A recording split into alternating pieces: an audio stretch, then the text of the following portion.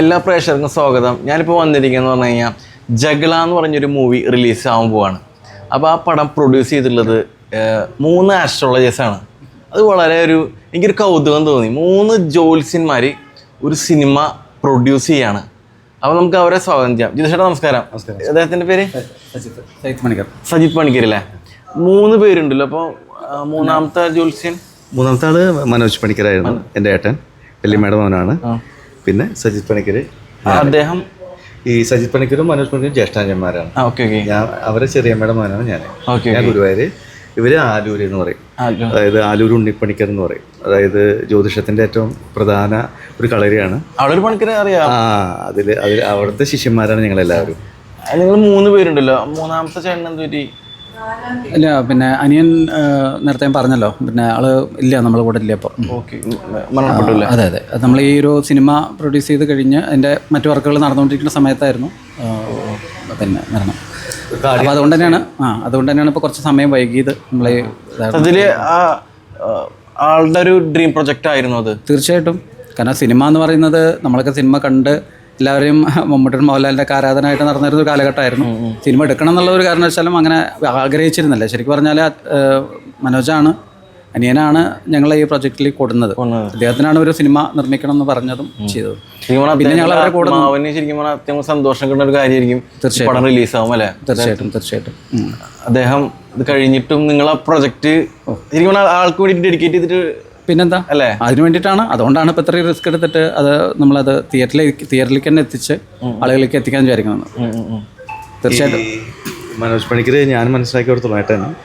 നമ്മളൊരു സിനിമ കാണാന്ന് പറഞ്ഞിട്ടുണ്ടെങ്കിൽ ആ സിനിമ കണ്ടു ഇറങ്ങി അത്രേ ഉള്ളൂ. മൂപ്പര് ചെറിയ കാര്യങ്ങൾ പോലും സിനിമയുടെ ശ്രദ്ധിക്കുന്ന ആളാണ്. അപ്പോൾ എന്നിട്ട് അത് അങ്ങനെ എപ്പോഴും പണ്ടേ പറയാറുണ്ട്. അപ്പോൾ ആൾക്ക് പണ്ടേ ആഗ്രഹമാണ് സിനിമ എടുക്കണം, ചെയ്യണം എന്നുള്ളതൊക്കെ. അപ്പോൾ ഈ ഇങ്ങനെ ഒരു സ്ക്രിപ്റ്റായിട്ട് വന്നു, ഇങ്ങനെ ഒരു ശ്രീദേവ് എന്നുള്ള ഡയറക്ടറായിട്ട് വന്നു. അത് വന്ന് ഞങ്ങൾ കഥ കേട്ട് കഴിഞ്ഞപ്പോൾ ഞങ്ങളെല്ലാം അന്ന് മറ്റേ കോവിഡ് നടക്കുന്ന സമയമാണ്. ഞങ്ങളെല്ലാവരും ഈ ഓൺലൈൻ മീറ്റിങ്ങിലൂടെ വന്ന് സംസാരിച്ച്, ഫോണിലൂടെ സംസാരിച്ച് അങ്ങനെ പെട്ടെന്ന് നമ്മൾ തീരുമാനം എടുക്കുന്നത് നമ്മൾ എന്തായാലും ചെയ്യാന്നുള്ളത്. ദൈവത്തിന്റെ തീരുമാനം മറ്റൊന്നായിരുന്നു അല്ലേ? ഇവിടെ അതിൽ വലിയൊരു കോണ്ടന്റ് എന്ന് വെച്ചാൽ 3 ജ്യോത്സ്യന്മാര് കൂടി സിനിമ പ്രൊഡ്യൂസ് ചെയ്യാൻ ഇറങ്ങണോ? നമുക്കറിയില്ല, നമ്മുടെ ദൈവം ചിലപ്പോൾ നിലവരെ നേരത്തെ വിളിക്കും, അദ്ദേഹത്തെ നേരത്തെ വിളിച്ചു. പക്ഷെ നിങ്ങളെപ്പോഴും ആ പ്രൊജക്ട് വിടാണ്ട് നിങ്ങൾ 3 പേരും എടുത്ത തീരുമാനമാണ്. അദ്ദേഹം ഒന്ന് മരിച്ചു, അദ്ദേഹം ഇല്ല, പക്ഷെ നിങ്ങൾ ആ സിനിമ റിലീസിലേക്ക് നാളെ ഒരുങ്ങാണ്. അത് വലിയൊരു ഇൻസ്പിറേഷൻ തന്നെയാണ്. കാരണം ഇതിലൊരു ബിസിനസിന്റെ ഇത് മാത്രമല്ലല്ലോ, നിങ്ങൾക്ക് ഡ്രോപ്പ് ഔട്ട് ചെയ്യാം. അത് ഈ സിനിമ കണ്ടാലും അറിയാം. കാരണം എന്താ വെച്ചാൽ നമ്മൾ ഈ ബിസിനസ്സെന്നോ അല്ലെങ്കിൽ ഇതിന്ന് നമ്മൾ കോടികൾ ഉണ്ടാക്കണമെന്നൊന്നും വിചാരിച്ചിട്ടില്ല. നമ്മൾ ആ ഒരു കളരിക്കൽ ഫിലിംസ് എന്നുള്ള ബാനർ, അതിൽ ശ്രദ്ധിക്കപ്പെടുന്ന ഒരു സിനിമ. അതിനാണ് പ്രത്യേകം നമ്മൾ ഒരുപാട് സബ്ജക്റ്റുകൾ കേട്ടതിന് ശേഷമാണ് ശ്രീദേവ് പറഞ്ഞ ഈ സബ്ജക്റ്റ് തിരഞ്ഞെടുത്ത് ഞങ്ങൾ അതിലേക്ക് വന്നത്. ജ്യോത്സ്യന്മാരൊരു സിനിമ നിർമ്മിക്കുന്ന പറയുമ്പോൾ അതിന് നല്ലൊരു കോണ്ടന്റ് ഉണ്ടാവുമല്ലോ. അത് നല്ലൊരു സബ്ജക്റ്റ് തിരഞ്ഞെടുത്തിട്ടല്ലേ നിങ്ങൾ ചെയ്യുള്ളൂ. കാരണം നിങ്ങൾ അത്രയും ദൈവത്തിന്റെ ഇത് ചെയ്യുന്ന ആളുകളാണ്. അതിൽ ഈ പ്രധാനമായിട്ട് എനിക്ക് പറയാനുള്ളത് എന്താ വെച്ചാൽ, ഇന്നത്തെ കാലത്ത് ആളുകൾ മനസ്സിലാക്കേണ്ട അനവധി കാര്യങ്ങൾ ഈ സിനിമയിലുണ്ട്. ഇന്നത്തെ കാലഘട്ടത്തിൽ ഈ പട്ടിണി, ദാരിദ്ര്യം എന്ന് പറഞ്ഞ ഒരു മനുഷ്യനും അറിയാത്ത കാര്യങ്ങളാണ്. എല്ലാവരുടെ വീട്ടിലും ഭക്ഷണം കൂടിയിട്ടുള്ള സംഭവമാണ് അല്ലേ? അപ്പോൾ അനവധി നേരത്തെ പറഞ്ഞ പോലെ ഒരു 10% അല്ലെങ്കിൽ 5% ആൾക്കാരാവും ഈ ദാരിദ്ര്യം, വിഷമങ്ങളൊക്കെ അനുഭവിക്കുന്നത്. പക്ഷെ ഇത് അന്നത്തെ കാലഘട്ടത്തിൽ ഈ ഇത്രയും ബുദ്ധിമുട്ടുകളും കുറച്ചൊരു കഞ്ഞിവെള്ളം പോലും കിട്ടാൻ പറ്റാത്ത അവസ്ഥകൾ ഉണ്ടായിരുന്നൊക്കെ നമുക്ക് മനസ്സിലാക്കാൻ സാധിച്ചത് ശരിക്കും ഈ സ്ക്രിപ്റ്റിലും അതുപോലെ തന്നെ പഴയ കഥകൾ നമ്മൾ അനവധി കേട്ടിട്ടുണ്ട്. അറിയില്ല. പക്ഷെ അപ്പോൾ ശരിക്കും ഇത് ആൾക്കാർ ഇന്നത്തെ കാലഘട്ടം മനസ്സിലാക്കേണ്ട കഥയാണ്. ഒരു ജീവിതങ്ങൾ ഉണ്ടായിരുന്നു എന്നുള്ളതല്ലേ? അതെ.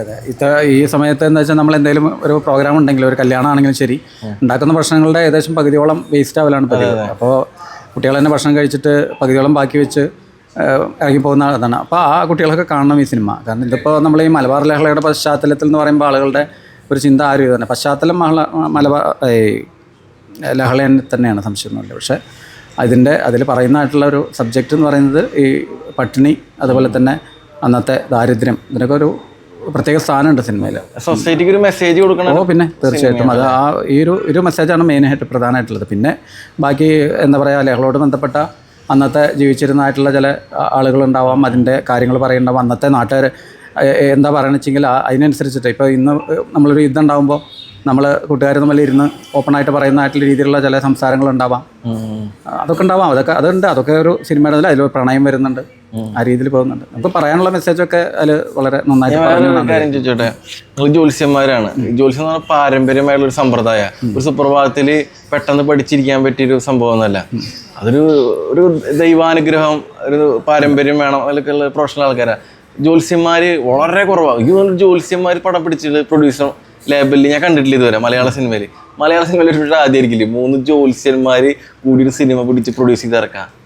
ഏതെങ്കിലും കേട്ടിട്ടുണ്ടോ? അതിനെപ്പറ്റി ഞാൻ കൂടുതലായിട്ട് പിന്നെ അന്വേഷിച്ചിട്ടില്ല. അല്ല, കേട്ടിട്ടില്ല. അങ്ങനെ ഉണ്ടാവും എന്താണെന്ന് അറിയില്ല. കാരണം വെച്ചാൽ ഇതിപ്പോൾ ഞങ്ങൾ അങ്ങനെ 3 ആൾ കൂടിയിട്ട് ഈ ഒരു കാര്യം ചെയ്യുന്ന സമയത്ത് നമ്മൾ ഈ കേരളത്തിൽ ആദ്യമായിട്ട് 3 ജ്യോത്സ്യന്മാർ കൂടി ചേർന്ന് അങ്ങനെയുള്ളതൊന്നും നമ്മൾ വിചാരിച്ചിട്ടില്ല. അങ്ങനത്തെ കാര്യങ്ങളൊന്നുമല്ല. നമ്മളൊരു സിനിമ എടുക്കുക, അതിന് നമുക്ക് പറ്റുന്ന ആളുകൾ, അതായത് നമ്മളിപ്പോൾ ഒരു 3 ആൾ കൂടി ചേരുക എന്ന് പറയുമ്പോൾ അതിന് നമ്മൾ ഒരേ മനസ്സാവണം അല്ലേ. നമ്മളിത് ഈ ഒരു പാർട്ണർഷിപ്പ് എഗ്രിമെന്റ് ഉണ്ടാക്കുമ്പോൾ അതനുസരിച്ച് നമ്മൾ ആ സിനിമകളുടെ കാര്യത്തിൽ തീരുമാനങ്ങളൊക്കെ ഒരേ മനസ്സോട് കൂടി തന്നെയാണ് ഞങ്ങൾ എല്ലാ കാര്യങ്ങളും അത്ര ഞങ്ങൾ വിചാരിച്ചുള്ളൂ. 3 ജ്യോത്സ്യന്മാരെന്നുള്ളത്. പിന്നെ അത് മാത്രമല്ല, ഞങ്ങൾ എൻ്റെ അനിയനാണ് മനോജ് പണിക്കർ, പിന്നെ പിന്നെ പണിക്കരുടെ ചെറിയമ്മയുടെ മകനാണ്. അങ്ങനെ പിന്നെ അത് മാത്രമല്ല, ഞങ്ങൾ ഞങ്ങൾ ഒരുമിച്ച് ചെറുപ്പം മുതലേ കണ്ട് വളർന്ന ആളുകളാണ്. ഇപ്പോൾ അത് ഞങ്ങളൊരു ജ്യോത്സ്യന്മാരാന്നുള്ളതൊന്നും ഞങ്ങൾ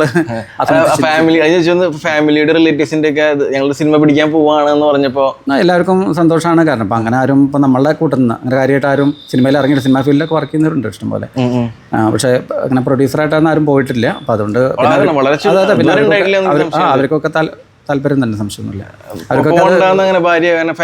ഇല്ല, നമ്മുടെ ഇതൊന്നും അങ്ങനെ ആരും ഭാഗത്തുനിന്നും അങ്ങനെ ഒരു അഭിപ്രായമോ കാര്യങ്ങളോ വന്നിട്ടില്ല. പിന്നെ നമ്മളിതൊരു എന്താ പറയുക, കുറെ പൈസ ഉണ്ടായിട്ട് അങ്ങനെ ചെയ്യുന്ന ഒരു പരിപാടിയാണ്. അതായത് ഇപ്പൊ നിങ്ങൾ സിനിമ പിടിക്കുന്നത് ഇതിൽ നിന്ന് പ്രോഫിറ്റിനേക്കാൾ ഉപരി ഒരു കല, ഒരു പ്രൊഡക്റ്റ് ഉണ്ടാക്കി സൊസൈറ്റിക്ക് ഒരു മെസ്സേജ് കൊടുക്കാന്നുള്ള ഒരു അൾട്ടിമേറ്റ്. തീർച്ചയായിട്ടും അത് ഈ സിനിമ കണ്ടാലും അറിയാം. പിന്നെ നാളെ സിനിമ റിലീസാകാൻ പോവുകയാണല്ലോ.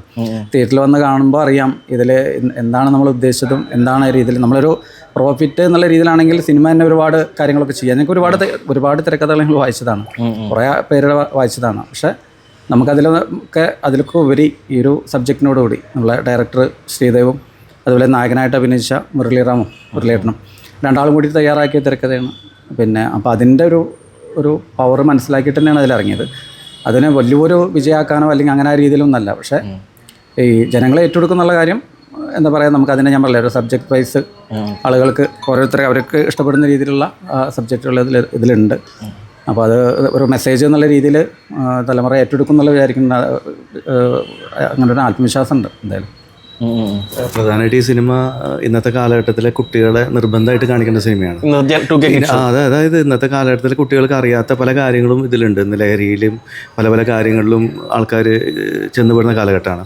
ഇതിലൊരു കാര്യമുണ്ട്, ഇതിൽ ചേക്കു എന്നുള്ള കഥാപാത്രം ഇവിടെ ഈ ലഹളയിൽ ചേർന്ന് കഴിഞ്ഞാൽ വയറ് നിറയെ കഞ്ഞി കിട്ടുമെന്ന് ചോദിക്കുന്നുണ്ട് ഒരു സീനിൽ. അതായത് ഈ ലഹളയിൽ ചേർന്ന് കഴിഞ്ഞാൽ വയറിനെ കഞ്ഞി കിട്ടുമെന്ന്, ഞാനും വരാം ലഹളയ്ക്ക്, ഞാനും വരാം ഇതിനെന്ന് പറയുന്ന ഒരു പ്രത്യേക ഒരു കഥാപാത്രമാണ് അത്. അപ്പോൾ സംഭവം എന്താ വെച്ചാൽ അയാൾക്ക് വയറ് നിറയെ കഞ്ഞി കിട്ടണമെങ്കിൽ ഒരു മാസത്തിൽ 1-2 തവണ പല വീട്ടുകളിൽ എന്താ അതിനെ പറയുക, കഞ്ഞി പകർച്ച എന്നുള്ളൊരു ചടങ്ങുണ്ട്. അതിലാണ് അവർക്ക് വയറ് നിറച്ച് ഭക്ഷണം കഴിക്കാൻ കിട്ടുള്ളൂ. ബാക്കിയുള്ള ദിവസങ്ങൾ മുഴുവൻ അവരിങ്ങനെ എന്തെങ്കിലുമൊക്കെ കഴിച്ച് ജീവിക്കുകയാണ്. അപ്പോൾ ലഹളയിൽ ചേരാൻ വേണമെങ്കിൽ കഞ്ഞിക്ക് വേണ്ടിയിട്ടെന്ന് പറയുമ്പോൾ അന്നത്തെ ദാരിദ്ര്യം എത്രത്തോളം ഉണ്ട് എന്നുള്ളതാണ് അത് സൂചിപ്പിക്കുന്നത്. ഇത് ശരിക്കും ഇന്നത്തെ സ്കൂളുകളിലും ഒക്കെ ഇത് പ്രദർശിപ്പിക്കണം ഈ സിനിമ എന്ന് പറയുക. ജനറേഷൻ പട്ടിണി എന്താണെന്ന് അറിയില്ല. അതെ. ഈ ചോറ് കഴിക്കാത്ത കുട്ടികളപ്പോൾ ചോറ് കഴിക്കില്ല, അവർക്ക് മറ്റേ ഇത് KFC കഴിക്കുള്ളൂ, അത് കഴിക്കുള്ളൂ എന്നൊക്കെ പറഞ്ഞ കാലഘട്ടമാണത് അല്ലേ. അപ്പോൾ നമ്മൾ അന്നത്തെ കാലത്ത് ഇതൊന്നും ഇല്ലാത്തൊരു കാലഘട്ടം ഉണ്ടായിരുന്നു, ഇങ്ങനെയും ഒരു ജീവിതം ഉണ്ടായിരുന്നു കാണിക്കാനുള്ളൊരു സിനിമയാണത്. മെസ്സേജ് ശരിക്കും തീർച്ചയായിട്ടും കണ്ടിരിക്കേണ്ട സിനിമ, എല്ലാവരും കാണിച്ചു കൊടുക്കുന്ന സിനിമ. കുട്ടികൾക്ക് അറിയാത്ത പല കാര്യങ്ങളും. ജ്യോത്സ്യന്മാരും ഒരുപാട് പേരുടെ പ്രശ്നങ്ങൾ ഡെയിലി കേൾക്കുന്ന ആൾക്കാരാ.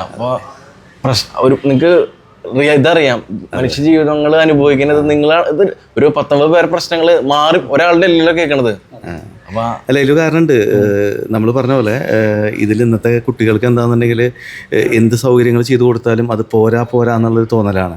ആ തോന്നലിൻ്റെ കാര്യത്തിലാണല്ലോ ഇവർ ലഹരിയിലും മറ്റുള്ള പല കാര്യങ്ങളിലും ചെന്ന് പെടുന്നത് അല്ലേ.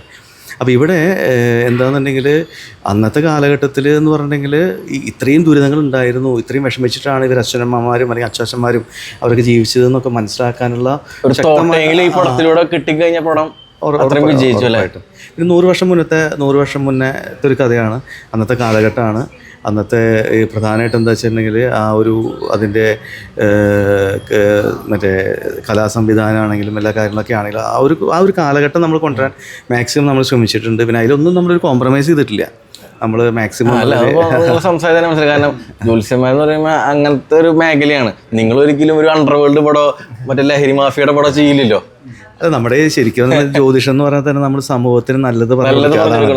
കാരണം ഇന്നത്തെ കാലഘട്ടത്തിൽ പല പല പ്രശ്നങ്ങളും ആൾക്കാർ നടക്കുന്ന സമയത്ത് നമ്മൾ നല്ല കാര്യങ്ങൾ പറഞ്ഞു കൊടുക്കുക, നല്ലത് അവരുടെ ജീവിതം മാറ്റിമറിക്കാൻ സൊല്യൂഷൻ പറഞ്ഞു കൊടുക്കുന്ന ആൾക്കാർ. അടുത്ത് നമ്മളൊരു സ്ക്രിപ്റ്റ് കേട്ടുകൊണ്ടിരിക്കുന്നുണ്ട്, അത് ഇതുപോലത്തെ ഒരു മെസ്സേജ് കൊടുക്കുന്ന സിനിമയാണ്. അതും സൊസൈറ്റിക്ക് മെസ്സേജ് സിനിമയാണ്. അതും അതിൽ വേറൊരു പുറത്തുനിന്ന് ഇൻവെസ്റ്റർ. എനിക്ക് തോന്നുന്നത് നിങ്ങൾ ജ്യോത്സ്യന്മാരാണ്, ഇങ്ങനെ മറ്റു ഒരുപാട് പ്രശ്നങ്ങൾ കേട്ട് ഇത് നിങ്ങൾ സിനിമകൾ പിടിച്ച് സൊസൈറ്റിക്ക് മെസ്സേജ് കൊടുക്കാനുള്ള പ്ലാനാണ്. അതെ അതെ അതെ, അങ്ങനെ പല കാര്യങ്ങളും. ഇപ്പോൾ ഈ ജ്യോതിഷത്തിൽ തന്നെ ഈ ചൊവ്വാദോഷം എന്നൊക്കെ പറഞ്ഞിട്ടുണ്ടല്ലോ.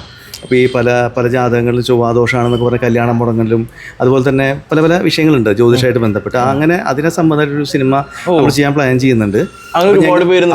ഇതിപ്പോൾ നമ്മളിപ്പോൾ ഒരാൾ എൻ്റെ അടുത്ത് വന്ന് നോക്കണു, അയാളോട് മാത്രമാണ് എനിക്ക് മറുപടി പറയാൻ പറ്റുള്ളൂ അല്ലേ. പക്ഷെ ഒരു സിനിമയായിട്ട് നമ്മൾ കാണിക്കുകയാണെങ്കിൽ ഈ ലോകം മുഴുവൻ ആ സിനിമ കണ്ടു എന്ന് വരാം. അതൊരു ശ്രീനിവാസന്റെ അടുത്ത് പടത്തിൽ പറയണ്ടല്ലോ, നിങ്ങൾ എന്ത് അദ്ദേഹം ഒരു ഹൈസ്കൂൾ അധ്യാപകൻ. അപ്പൊ ലാൽ ജോസ് ചോദിക്കുന്നത് എന്തിനാണ് ആ പടം ഏതാണെന്ന് എനിക്ക് ഓർമ്മയില്ല. അപ്പൊ ആള് പറയുന്നുണ്ട് ഞാൻ ക്ലാസ്സിൽ എടുക്കുകയാണെങ്കിൽ 50 പേരെ കേൾക്കുള്ളൂ. ജിതേഷേട്ടൻ ഒരു ജ്യോത്സ്യനാണ്, ഒരാൾ ഉപദേശിക്കുമ്പോൾ ഒരു ഫാമിലിയിൽ 5 പേരെ ചിലപ്പോൾ കേൾക്കണ്ടല്ലോ. പക്ഷെ നിങ്ങൾ സിനിമ പിടിച്ച് നിങ്ങളെ തോട്ട് പ്രോസസ് സിനിമയാക്കുമ്പോൾ കേരളത്തിലെ 3.5 കോടി ജനങ്ങൾക്ക് ഞാൻ മെസ്സേജ് ചെയ്തു. വലിയൊരു സംഭവം കോൺസെപ്റ്റ്. 24 കൊല്ലം ഞാൻ ഗുരുവായൂർ നടയിൽ, അതുപോലെ ചേട്ടനാണെങ്കിൽ 30-35 വർഷത്തോളമായി ചെയ്തുകൊണ്ടിരിക്കുന്നത്. പിന്നെ എനിക്ക് ശരിക്കും ജ്യോതിഷത്തിൽ പാരമ്പര്യമില്ല, എൻ്റെ അച്ഛൻ ജ്യോതിഷമൊന്നുമല്ല. പക്ഷെ ഇവിടെ വർഷങ്ങളായിട്ട് തലമുറകളായിട്ട് ആൾക്കാരാണ്. അപ്പോൾ ഇവിടെ പാരമ്പര്യം ഇല്ല എന്നല്ല, എൻ്റെ പണിക്കന്മാരാണ്, പക്ഷേ ജ്യോതിഷത്തിൽ പാരമ്പര്യമില്ല. പക്ഷെ അതേസമയം ഈ ഒരു മെസ്സേജ് നമ്മൾ കൊടുക്കാൻ ഉദ്ദേശിച്ച സിനിമ പുതിയത്, അതൊരു ഇൻവെസ്റ്റർ ഓൾറെഡി US വന്നിട്ടുണ്ട്, അവർ ഇൻവെസ്റ്റ് ചെയ്യാൻ തയ്യാറായിട്ടുണ്ട്. ഇത് കഴിഞ്ഞിട്ട് അതിലേക്ക് ഇറങ്ങാച്ചിട്ടാ. നല്ലൊരു കോൺസെപ്റ്റ്. കാരണം ഇനി കളരിക്കൽ പ്രൊഡക്ഷൻസിന്റെ എന്ന് പറയുമ്പോൾ അത് നല്ല മെസ്സേജ് ഉള്ള ഒരു സിനിമകളായിരിക്കും ഇവരെ പ്രൊഡക്ഷൻ എന്നുള്ളത്. ഒരു കമ്മ്യൂണിറ്റി, നിങ്ങൾക്ക് ഒരു ഓഡിയൻസ് വരട്ടെ ഫ്യൂച്ചറിൽ. അപ്പൊ എല്ലാവിധ ആശംസകളും. ഇനിയും മനുഷ്യ ജീവിതങ്ങൾക്ക് നല്ല നല്ല മോട്ടിവേഷൻ തരുന്ന നല്ല നല്ല സ്റ്റോറികൾ സിനിമയാക്കി നിങ്ങൾ ജനങ്ങളിലേക്ക് എത്തിക്കുമ്പോൾ അത് ജനങ്ങൾ 2 കൈ നീക്കി സ്വീകരിക്കുന്നത് ഉറപ്പാണ്. കാരണം ജീവിത പ്രശ്നങ്ങൾ അതുപോലെയാണ്. പല കുടുംബങ്ങളിലും മക്കൾ ലഹരിക്ക് ഇടുമ്പോൾ, ഡ്രഗ്സിന് ഇടുമ്പോൾ അതിന് മറച്ചു വെച്ചുള്ള ഒരു ജീവിതം. പക്ഷെ നിങ്ങളൊരു സിനിമയാക്കുമ്പോൾ ഒരു ഫാമിലിയിലെ പടം കാണുമ്പോൾ അവർക്ക് തോട്ട് പ്രോസസ് മാറാൻ സാധ്യത കൂടുതലാണ്. എല്ലാ വീടുകളിലും പോയിട്ട് നിങ്ങൾക്ക് അത് കമ്മ്യൂണിക്കേറ്റ് ചെയ്യാൻ പറ്റില്ല. വലിയൊരു കോൺസെപ്റ്റാണ്. അതെ, ഇപ്പം എല്ലാവരും ഈ സിനിമ കാണണം. ആ സിനിമ കണ്ട് നമ്മൾ എന്താണ് ഉദ്ദേശിച്ചെന്നുള്ളതും ആ ഒരു രീതിയിലും നമ്മൾ പറഞ്ഞ മെസ്സേജുകളൊക്കെ നമ്മൾ മനസ്സിലാക്കിക്കൊണ്ട് തന്നെ പ്രതികരണങ്ങൾ ഉണ്ടാവണം. അത് എന്താ പറയുക, എല്ലാം നന്നായി വരട്ടെ. അതെ, ഭംഗിയാവട്ടെ എന്നുള്ളത്. മറ്റുള്ളവരുടെ ജീവിതത്തിന് വിധി എഴുതണം. ഈ പടത്തിന്റെ വിധി ഈശ്വരൻ നല്ല രീതിയിൽ വിജയിപ്പിച്ച്. അതെ, തീർച്ചയായിട്ടും എന്തായാലും വളരെ സന്തോഷം.